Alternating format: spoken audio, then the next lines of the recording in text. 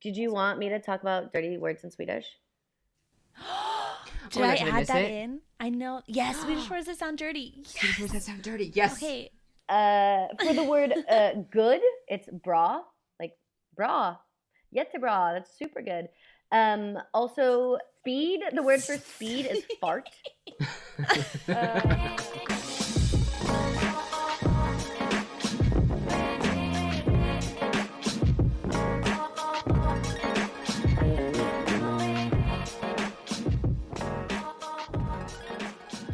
Alrighty. Hello and welcome back to yet another episode of New to the City. I know you're excited. DESCHENES. You can't keep us away. Hi. How you doing? Oh, I'm good. How are you? I'm good. I love the sequin dinosaur t-shirt. You know that's one of my favorites. It's my brand. Yes, it is. It's a Triceratops, aka the best dinosaur. Okay. There is no debate. It is. Okay. I have a soft spot in my heart for velociraptors. They're small, they're scrappy, they're cute, as cute as a dinosaur can be, but dinosaurs are cute. At least I think. In my mind, have you seen like the article that's like dinosaurs weren't actually covered in scales, they were more covered in feathers. Like they're closer to birds than they are reptiles. And all I can think about is a small little velociraptor running around with like 3 little feathers on top of its head. And so I just laugh at it because I think it's so cute. Stegosaurus is just like feather, feather, feather, feather, all the way down its stupid little back. Yeah, don't they say like birds are the closest thing to dinosaurs? Yeah. Or like are alligators closer to dinosaurs? No, birds, I think it's birds are closer to dinosaurs, but an alligator is like basically one of like the oldest living reptiles. Like it's been around for like a very, very long time in the same way, basically. Which you can tell. When did New to the City become like a 3rd grade science episode? I was going to say, like, okay, we're getting into like Coming the up meeting. next, how to make slime. Those are my interests, though. Which, oh my god. Okay, I can't not talk to you about this. Do you know what I'm gonna say? I have no idea what you're gonna say. It's about my stupid Hinge profile. Oh my goodness gracious. I don't know why I didn't connect the two so easily, but yes, go ahead. Okay, so for any lucky person who doesn't have to deal with online dating, and like the Hinge, I'm like really only on Hinge, so I don't know what the other ones do, but like you have to answer questions, and I'm just like pretty emotionally unavailable on a dating app anyways. Like every question I'm like, that's annoying, I don't feel like answering it. So mine's pretty like standoffish, I would say. Like if you're going through like swiping or whatever the fuck, you would like come to me and be like, why is she so mad? Which is pretty on brand. I was gonna say, like, I think that's pretty pretty on brand. You know what you're getting. But okay, so I showed this to Joey. Hold on, I have to find it. Okay, so this guy, one of the things that he answered on his like Hinge profile was, a random fact I love is cats only meow to humans, not to each other, and it's to mimic babies crying, weirdos. And I was like, I love a fun fact. Like, I'm about it. So I matched with him. So my opening line was, also, elephants think humans are cute in the same way we think puppies are cute. I think not hi. Not how are you today? I was like, but also elephants, they think that we're cute. I can't believe. For some reason, he never responded. I can't believe that. Like, I feel like that's so much more interesting than just like saying like, hi, how are you today? Like, I feel like that's a conversation starter that lets him know that like you're not like the average kind of girl. That lets him know that like you have fun and that you also know some of the most random things in the entire world. And like, what's more interesting than not knowing what's going to come out of your mouth next, you know? Or what's going to go into it. I set it up and you just needed to hit it. Yep. You passed it to me. Sports and I reference. I shoved it in the goal and we got a touchdown, home run. We got the orange slices. That's not... We got the orange slices. We made a sports reference. Is that going to get some straight listeners? All the straights. Yeah. All the ones we lost for making fun of their style, we got them just gained back from that reference. Right. Yeah. But obviously he did not want a interesting person. Apparently not. But here's the thing. I actually don't care. Because someone who messages you back with that is going to match the same energy as you. That's when it's right, you know? Exactly. A relationship with me will never work if you don't think I'm funny. Like, No. You thinking I'm funny is necessary. It's about 90% of the reason why we're still friends. I dated a guy who did not think I was funny, and I'm now single, so it didn't work out. Yeah, that sounds about right. Yeah, so that's my, but the thing is especially now because it's lockdown here. So I really just like go on Hinge when I'm bored and I have nothing else to do, or like I'm watching TV and like I'm just doing it in the background. Nobody's like actively trying to talk to anybody, I don't think, because you can't actually do anything. Like, you can't meet up with anyone. So what's the point? So, like, I get it, but I think I'm funny, and so I'm just going to keep and that's enough. Shoving out these fun facts. Hey, you know what? If you can teach someone something once a day, you are doing the world better. Even if the thing I'm teaching them is that they don't want to talk to me anymore. Correct. As long as it's one thing. I don't care what it is. As long as it's one thing. Fair enough. I finished my first, I'm very proud of it. I finished my first fully lined coat the other week. Oh my God. Is that what you were modeling on your Instagram? Yeah. It was like, I loved it. I have like done like partial linings where like I only like want to cover up, like I don't do the sleeves, or like I'll only put it like in the bodice. But like this was like my first like fully lined coat, and I'm so proud of it, and it turned out so well. And I've like worn it obviously to work where there's people who have been sewing for like 60 years, and they're like, it's really good. And I was like, oh my gosh, love that for me. What? What? Say that again. You would say moi in that coat, by the way. Describe the coat. My mom gets mad because we talk about things, but we don't describe them, so she can't visualize them. So and I said, Mom, go look at the Instagram, but she doesn't. So we need to describe it for Jeannie. I'll have to make sure I send you a picture so that people are able to both hear and see. So it's a shawl, like a very small shawl collar, and it goes down to just past my knees, like probably right down to my shin. It's a black and like very like orangey terracotta plaid. It's very lovely. It's very nice. I'm very proud of it. So might I be so bold? You know that scene in Harry Potter, the third one, where they're doing Defense Against the Dark Arts class and they're talking about Bogarts, and then Neville is like, oh, I'm most afraid of Snape. And then they're like, okay, well, like make him dress up in his like grandmother's clothes. And then he comes out and he's like in this like the giant like with the hat on it. With the long coat. That's the vibe I get from this coat. I love it. Yeah, it's like very I want it to feel a little fancy. I want it to feel a little I want it to have a hat that goes with it. But it's I'm very proud of it. I'm very, very proud of it. And my sister was like, I want one. So I'm off to make another one. Okay, so you like Danielle better than me. That's what I'm gathering. Don't you dare answer that.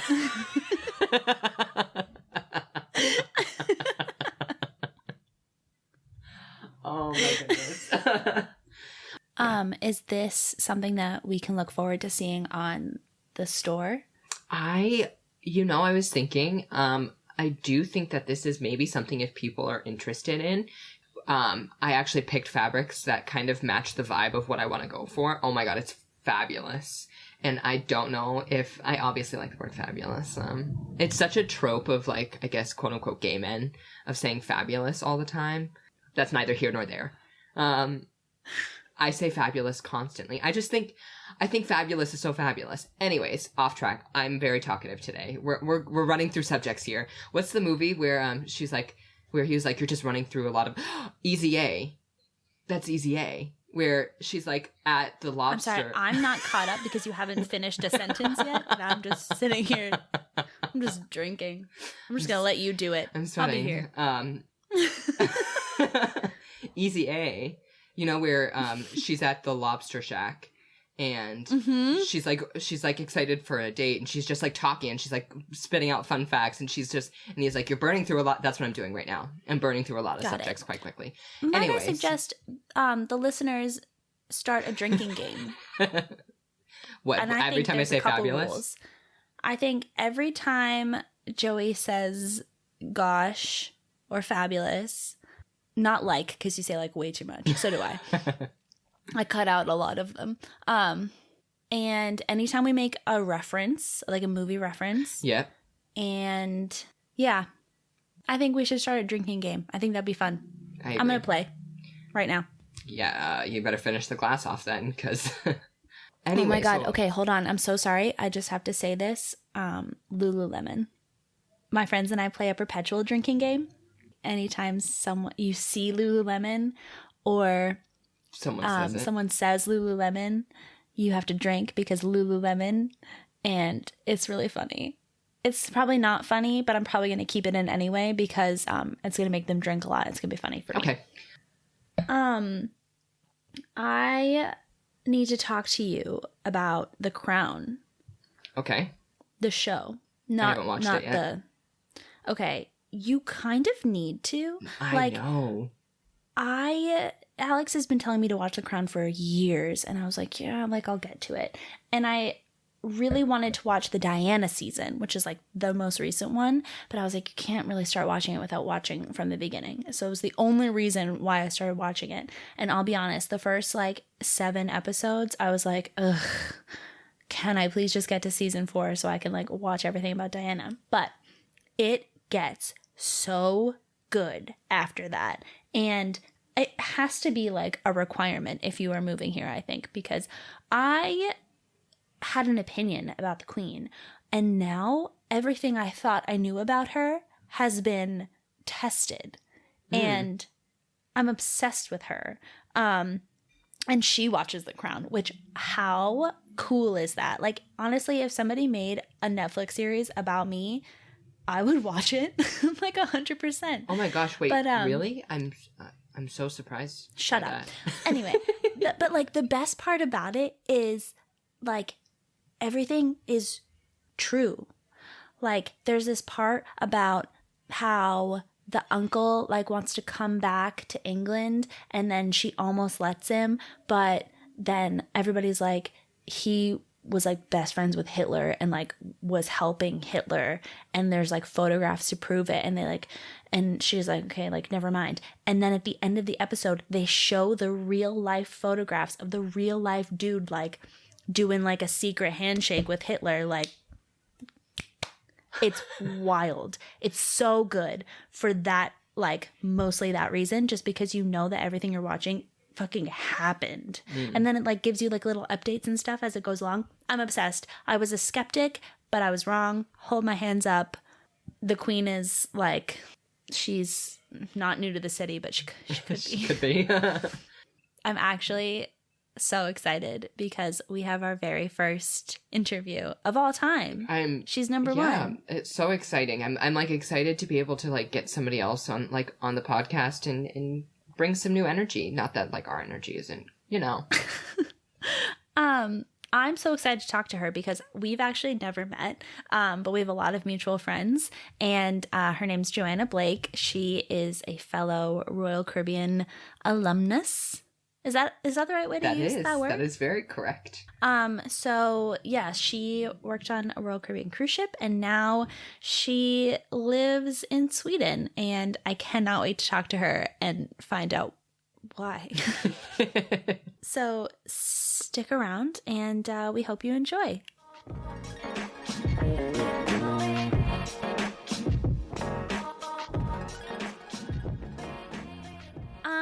So welcome. You are our very first guest. Yay! What an honor. I'm so excited.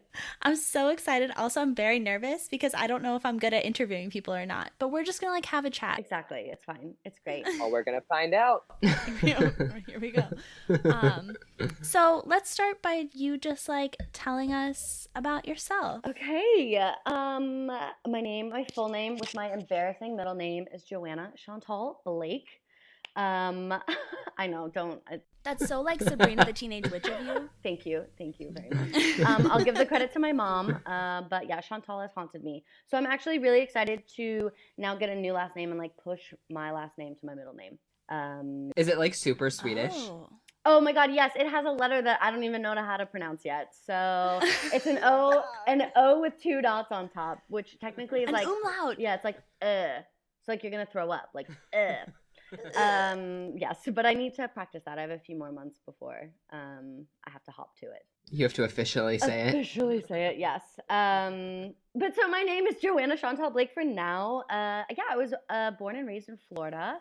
Went to Florida State University. Immediately after that, started boozing and cruising. Started working for Royal at 22. Worked for them for quite a long time. Worked for Holland America Line. Came back to Royal. Did a few gigs on land, and met my future husband on the brilliance of the seas. And now I live in Sweden. That's wild. I didn't realize that you did Holland America as well. I did. I mean, I'm going to be totally candid. So for anyone who's listening, please don't pass too much judgment. But I was supposed to do the Serenade, and then I didn't get dance captain, and they took away Ariel. So I got really mad, and I was like, so this was before when they were like giving dance captain before you went to rehearsals. So yeah. I had been dance captain in my last few contracts, and I was like, I'm not going to be dance captain. I have to go back sharing a room. Like, absolutely not. So I messaged one of my friends who was a rehearsal director for Holland America, and she was like, yeah, just send your stuff in. It'll be fine. And so I hopped over and got dance captain and learned some aerial stuff. And then fabulous. Yeah, and then I came back to Royal, though, because there was a few things that happened. It wasn't exactly what I had hoped for, plus I was dating this guy who had mental health issues. So that went downhill pretty fast, and I decided it would be a good idea to come back to Royal. And thus met my future husband on my last contract. So did you like go back to Royal for the brilliance? Yes. Yeah. So it was like, we're just going to go for it. So on this contract with Holland America, I was dating this guy, and he tried to jump overboard. And I was there when it happened. So I was like, not a good place to be. So I left, and I immediately emailed Ryan, and I was like, I still like to dance. I still want a job. Like, even though I left the Serenade for not great reasons, like, please, can I have a job? And then they gave me the Brilliance, which at the time I was like, how are all of these horrible things happening to me at once? Like, what is wrong with my life? And then I went on this contract and then met what is now going to be my husband. So you got to think about the big picture. But so crazy. I got so deep so fast. Sorry, y'all. No, you and DESCHENES like have that in like almost in common, that like she wild.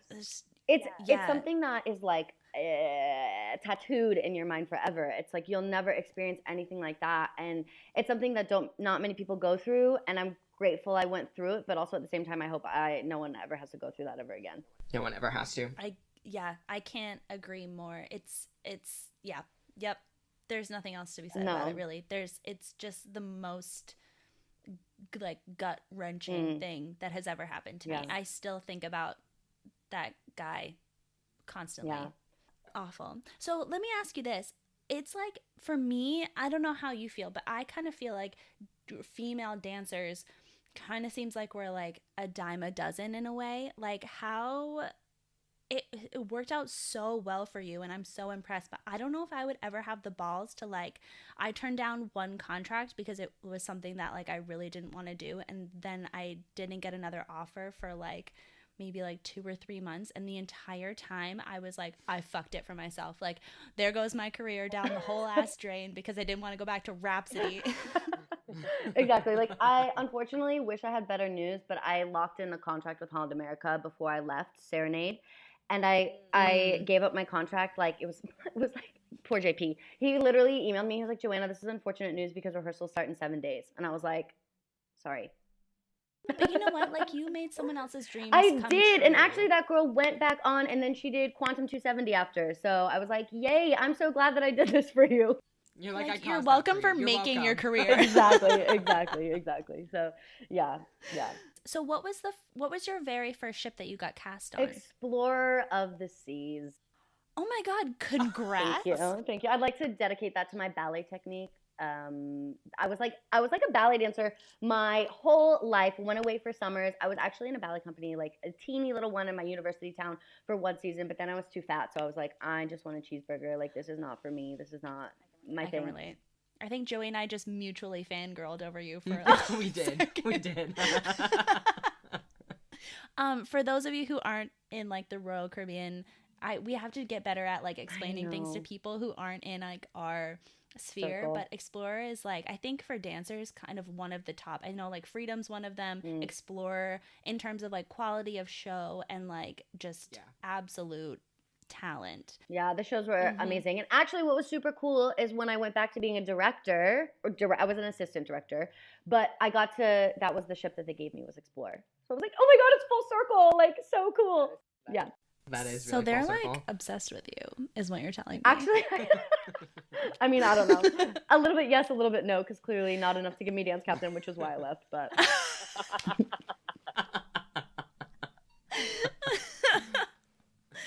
oh, that's funny.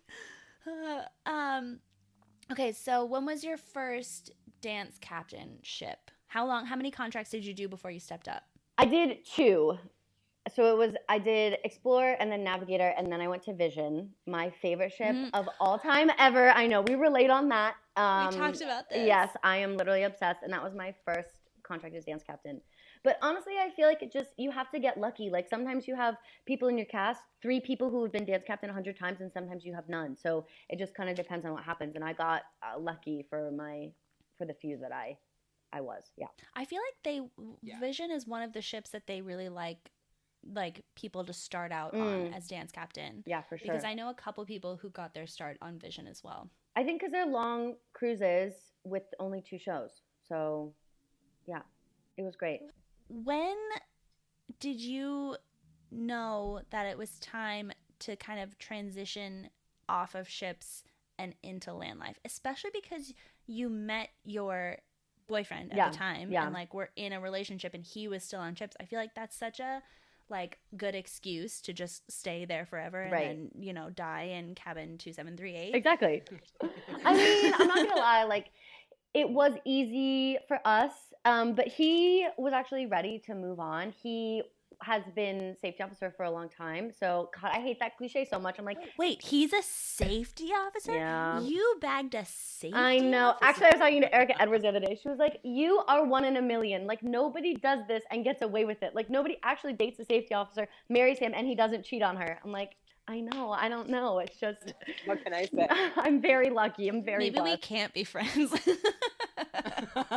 But actually, yeah, I did definitely hate myself for a while because I was dating a safety officer. But I mean, what can you do? He was cute. I liked it. How was that cabin though? 10 out of 10. A 10 out of 10. I mean, it's hard because as a dance captain, you already have your own. So I did feel a little bit greedy, but it's literally so lush. You walk in and it's like a living room with an office and then a separate bedroom and a separate bathroom. And it's like, yeah, it's like a cruise director cabin. But yeah, I know. Okay, so like let's break down the like hierarchy of cabins. So you lived in like penthouse suite if we're talking like an apartment building. Right, exactly. Okay. So like safety officer is what, 4 stripes? 3 stripes. 3 stripes? Okay, 3 stripes. And then dance captain's 2 stripes. So like most of the time it's a porthole. Right. Brilliance is a Brilliance porthole, is a porthole, but you have bunk beds. You don't have a single bed. You have your own room with bunk beds on the Brilliance. Same on Serenade. You weren't missing much on the Serenade. Okay, well, that sounds good. But I will say on the Serenade, you get a stateroom attendant every other day. Oh, that's lush. Which has ruined me for the rest of my life because it was the best thing. Okay, but nobody has it worse than Majesty. I'm not going to take that away from you. So yeah, that room honestly, was a closet. like the first day that I walked in, my floors were flooded and the carpet was soaking wet, and it smelled like mold. And David was foreshadowing. Like, "You're welcome." David was like, "Here's 2 bottles of wine to make you feel better." So dance captains are like pretty good. You usually get a porthole. You usually get a double bed, and like sometimes there's like perks, but the main perk is that you get to live by yourself. And then regular girl living is like the basement of an apartment building. Right. Like it's like the laundry room. The dungeon with no windows. Perfect for napping, but for like, I don't know, vitamin D and like personal health. And like not like having your own space. Yes, exactly. But yeah, so Andreas' cabin was great, and then I ended up like lending my cabin out to two people who ended up dating in the cast, and I was like, "Welcome to the sex den. Like, you are welcome. This is great." Yeah.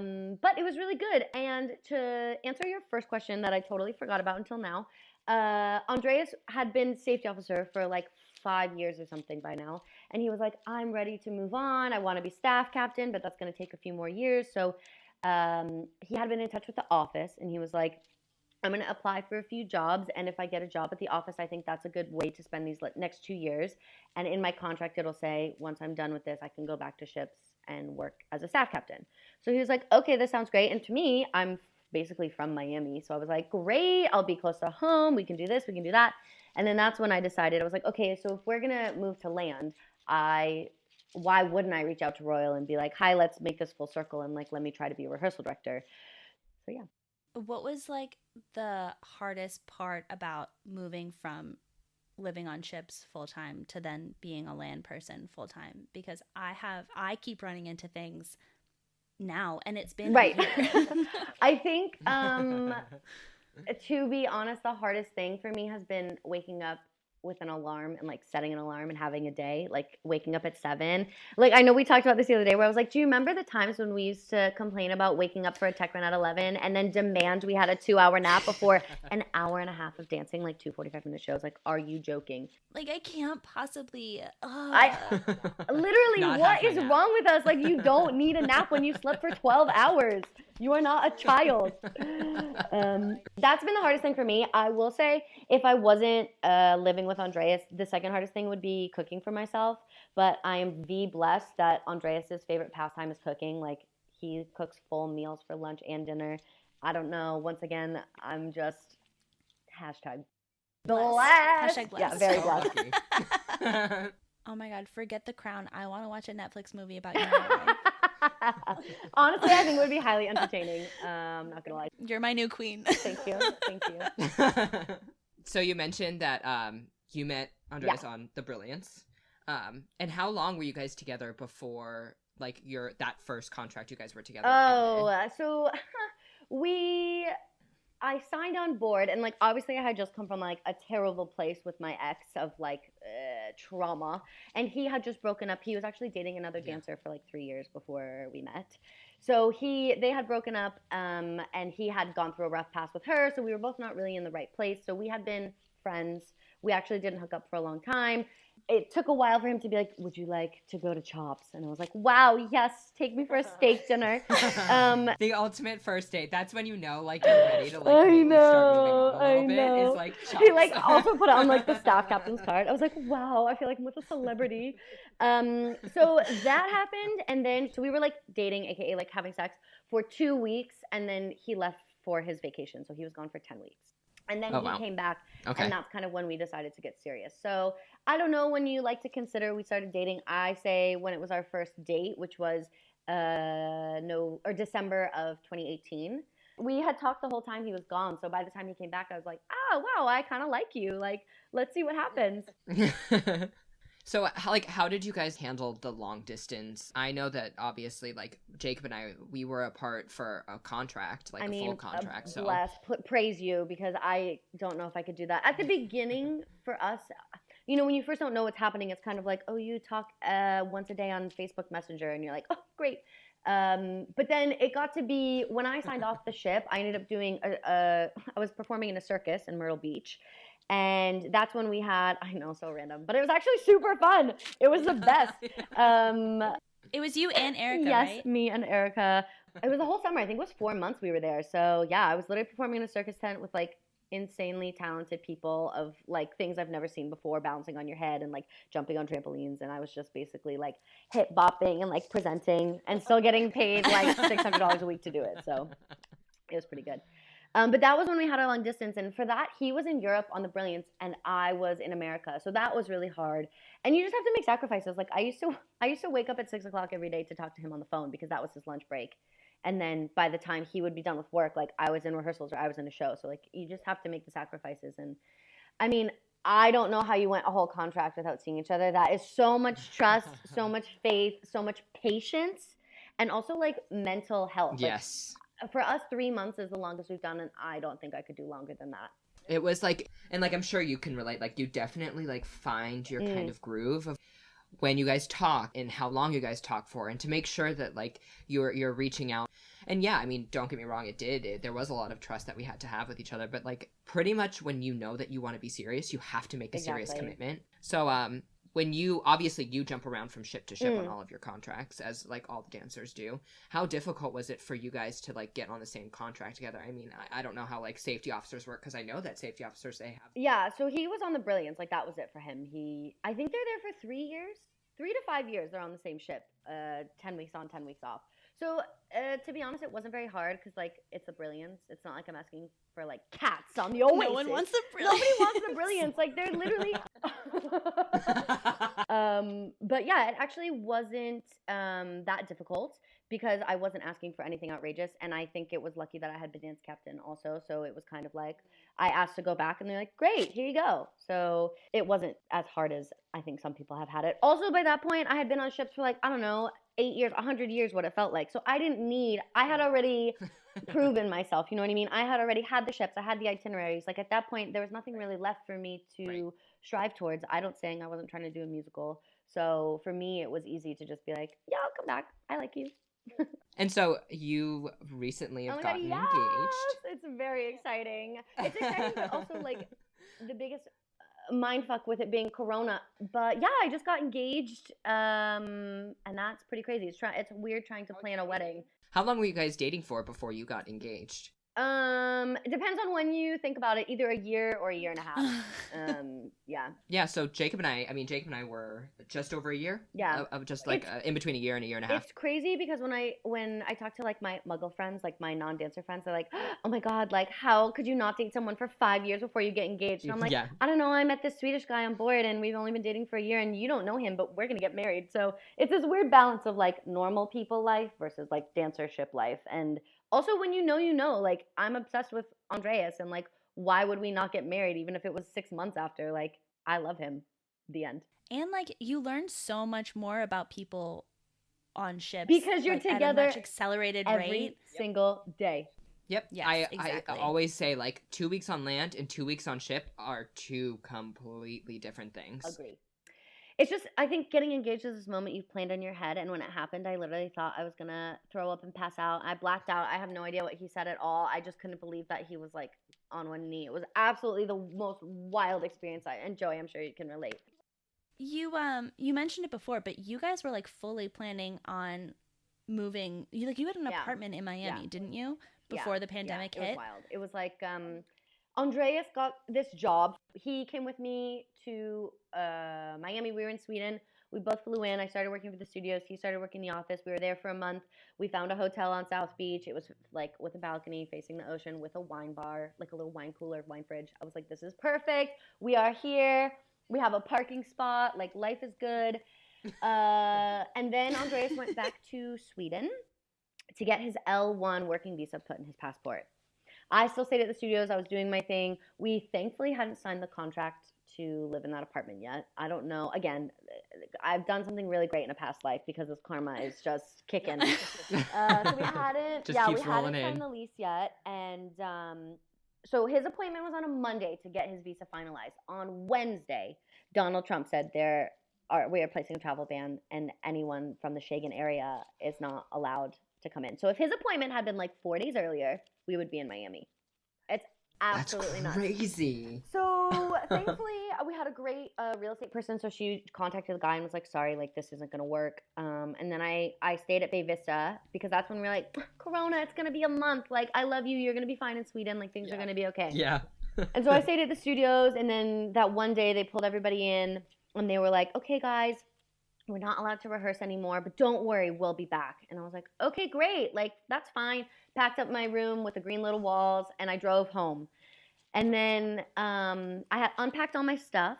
Mind you, Andreas had all of his stuff at my mom's house in Jupiter. So he had moved all of his items from Sweden, sublet his apartment, said goodbye to all of his friends. Everything was at my mom's house, okay? Then he got stuck in Sweden. At this time, we still were like, yeah, it's fine. It'll only be a month. After Royal Caribbean closed their studios, I drove home, unpacked everything, and then he called me. And I was like, what? Like, what's happening? I just unpacked with my mom. He was like, I need you to sit down. And I was like, why? And he said, Sweden is closing their borders tomorrow at midnight. You have to get on a flight in 3 hours, or you're not going to make it to Sweden before the borders close. And if you don't make it to Sweden before the borders close, I don't know when we're going to see each other.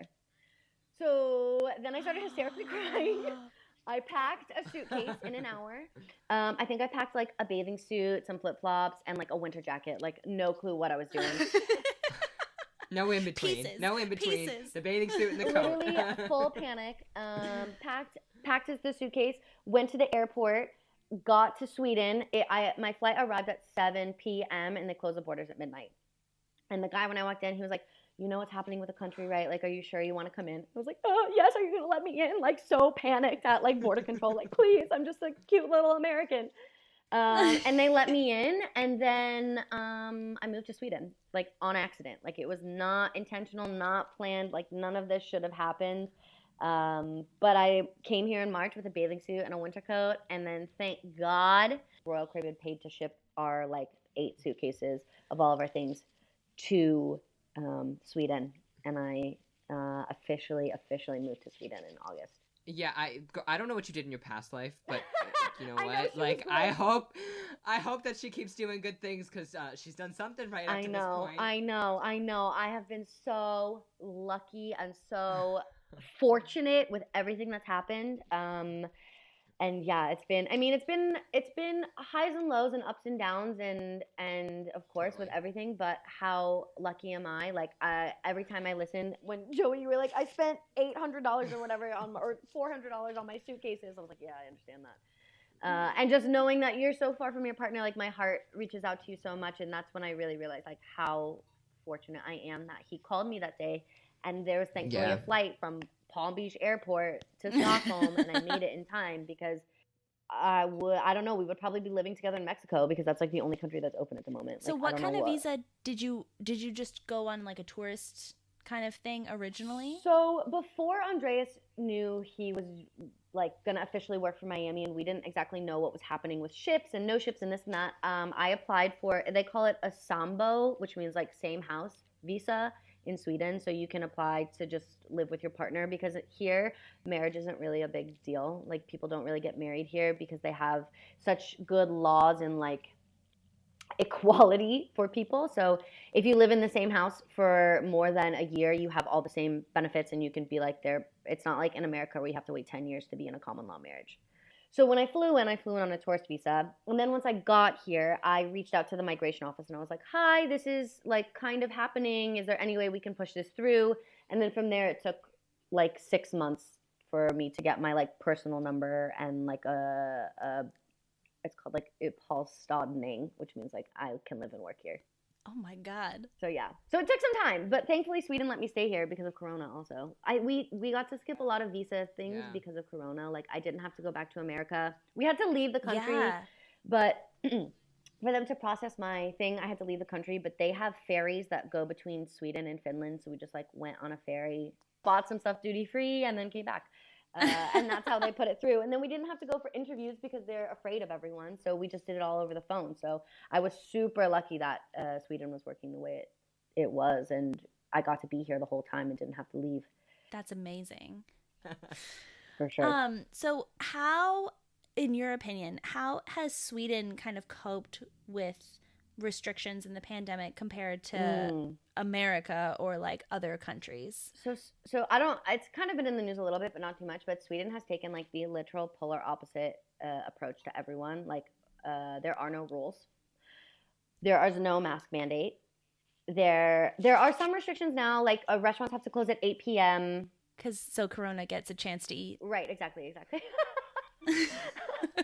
But that's about it. Like that's all we have. I think they expect Swedes they follow the rules.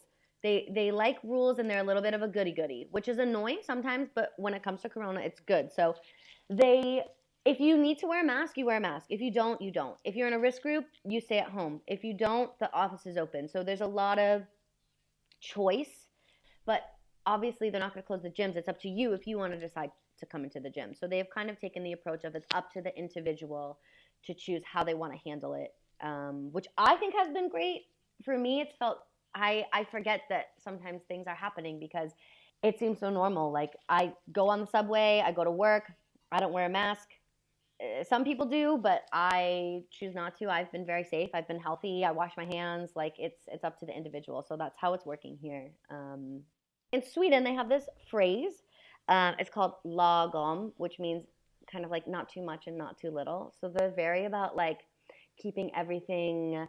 Like my engagement ring, everyone is like, how dare he get you more than 1 carat of a diamond?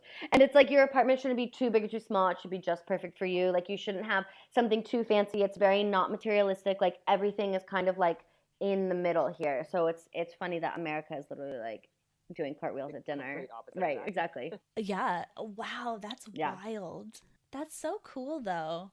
So you're so good at like, especially on your Instagram page, but like quoting phrases in Swedish or like defining Swedish words. How long did it take you to get to that point where I am so grateful that you think I know Swedish. It has been, it's challenging. Swedish is so hard. Like I moved here at the end of March. So it's been almost a year. Now I'm in Swedish school. So 2 days a week, I'm in like school for 2.5 hours to like learn the language. Yeah, it's really good. I just think one of the things that surprised me the most about moving to Sweden is that everyone speaks English.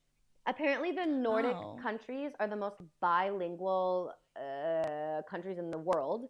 I think part of it is because none of their TV shows or movies are dubbed. Everything just has subtitles. So they hear English all the time. So interesting. That's so every single person here that I've met besides Andres' 80-year-old grandma speaks fluent English. Do they learn it like in school? Yeah. Like in elementary school? You learn it, and then you also, like, English is like a course. And then you have your language on top. So then you can choose to learn French, German, or Spanish on top of that. So you have Swedish, oh my God, I feel so dumb English, and basic. and I know.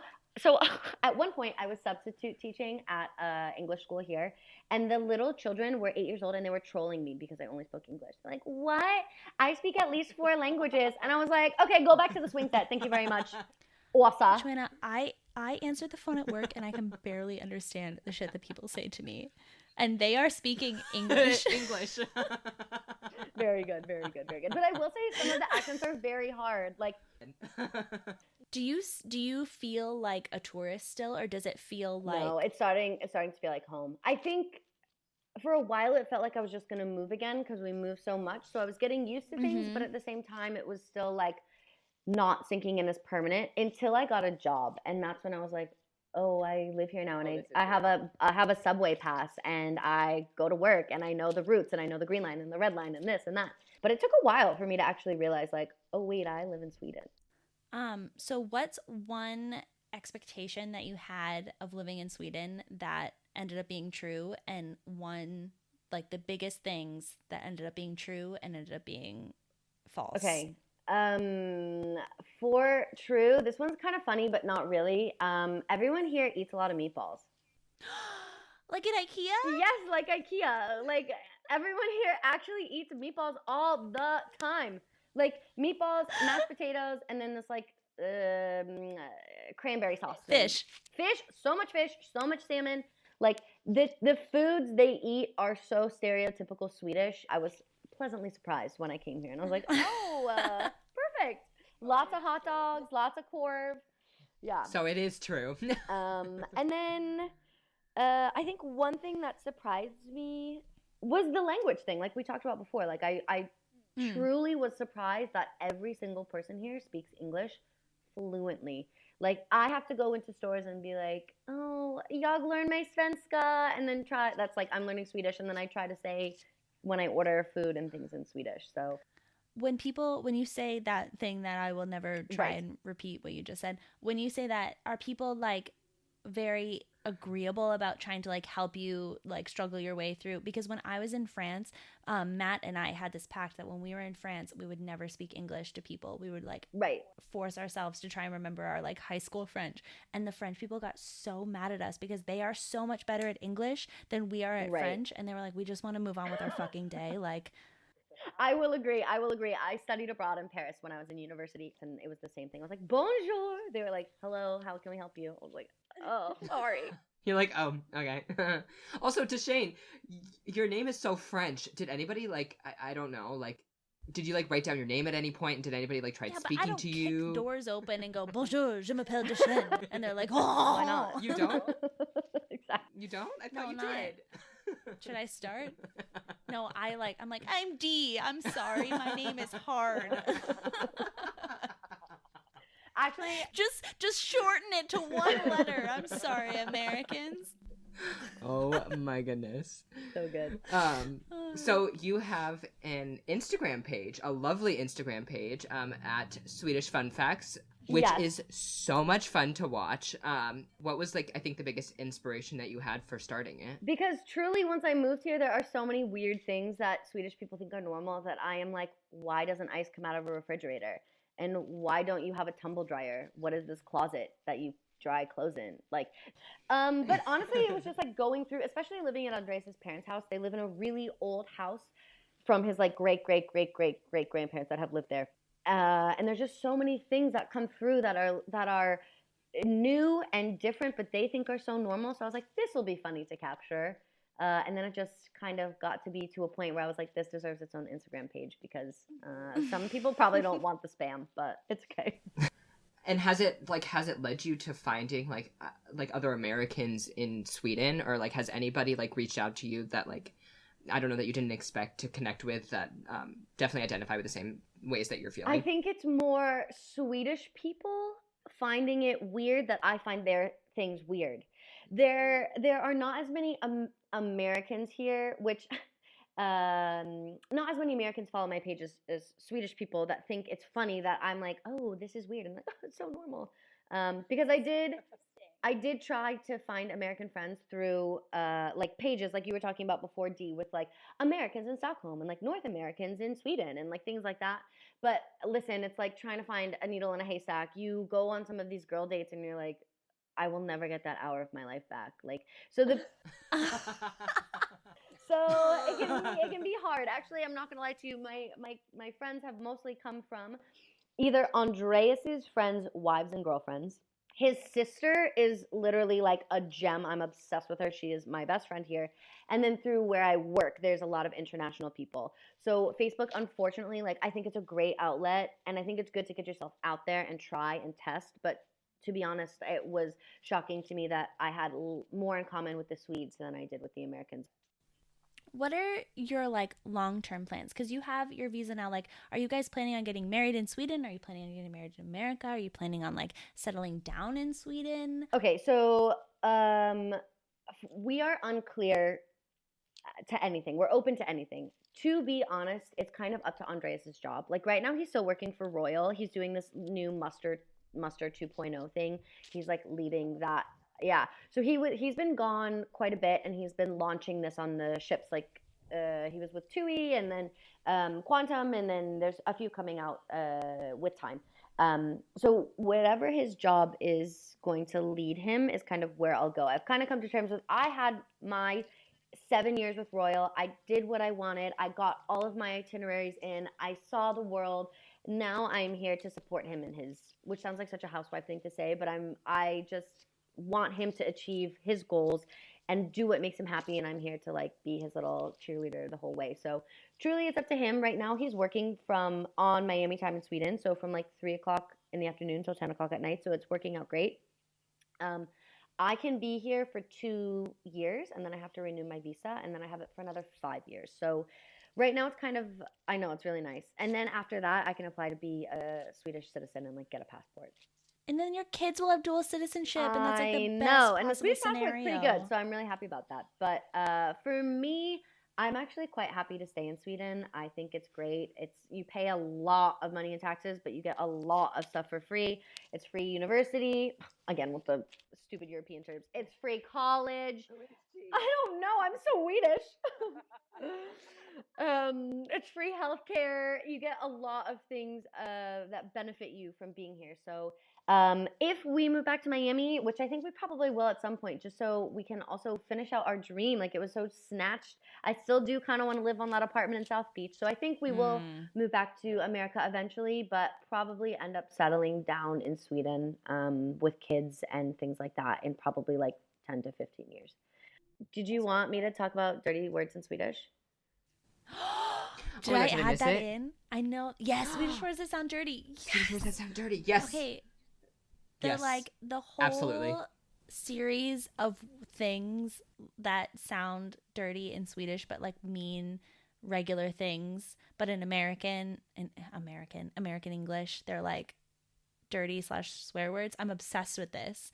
Well, potty humor is just like, I'm so sorry, but it's the funniest thing ever. Like, I wish I was an adult, but like you said, I am 12, and I think it's really funny that... And it is also widely accessible to pretty much anyone you talk to. Exactly.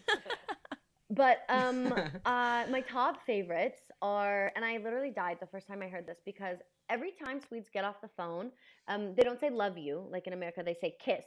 But kiss, to say like kiss, it's puss. Puss. So anytime they get off the phone, they're like, okay, hey, do a puss. And it stopped me dead in my tracks when I first heard it. I was like, excuse me? Like, what? Exactly. So puss is kiss, but then if you have to pee, that's kiss. So if you say, jag måste kissa, that's I must pee. So when you say kiss, like kiss on the phone, that's puss. But if you have to pee, you say kiss. So that whole thing is strange. Also, the word for end, like if a movie comes to an end, is slut, but it's spelled like slut, S-L-U-T. But also, who doesn't like the word salute? I think that's great. Like a cute little way to say salute. For the word good, it's bra. Like, yeah, bra. Jättebra. That's super good. Also, speed. The word for speed is fart. And then for dot, like polka dots, you say prick.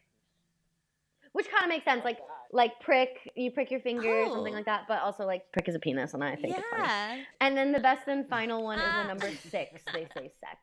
I mean, those are my like top 5 fave words ever. I think puss is my favorite. I still can't say it out loud yet in real life. It's just hits too close to home. Puss. I don't know if I've ever said that word before. Until you get off the phone with someone and it's so normal, like puss. Goodbye. It's too much. Exactly. You're like prick.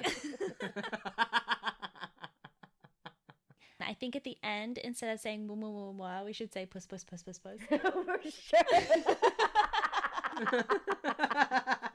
I'm into that.